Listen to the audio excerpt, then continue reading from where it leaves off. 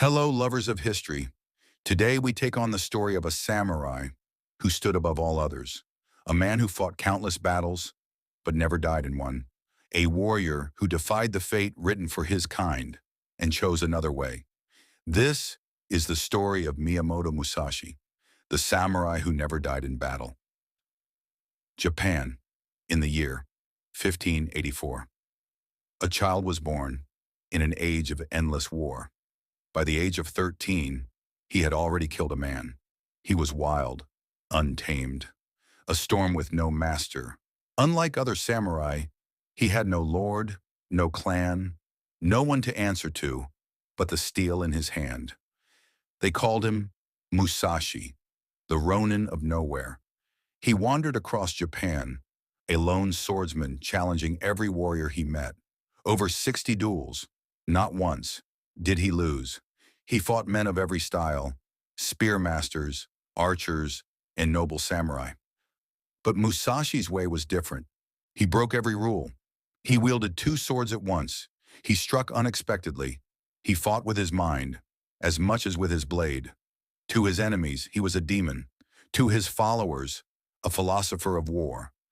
Then came the duel that would define his legend. His opponent, Sasaki Kojiro, known across the land as the Demon of the West.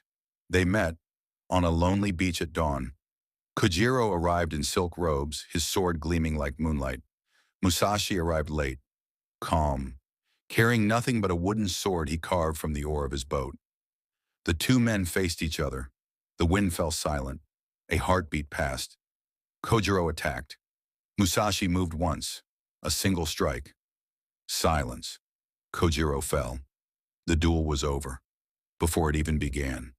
That day, the samurai world changed forever. After decades of battle, Musashi walked away. He turned his back on war and began searching for truth, not through the sword, but through the spirit. He became a hermit, a teacher, a philosopher. In a quiet cave, he wrote the Book of Five Rings, not a book about killing, but about understanding oneself. When death finally came for him, he did not fall on a battlefield. He did not die by another's blade. He sat cross-legged in meditation, facing east, holding his sword upright, and breathed his last in silence. He never lost a battle, because his greatest victory was mastering himself. The samurai's path was meant to end in blood, but Musashi found another way.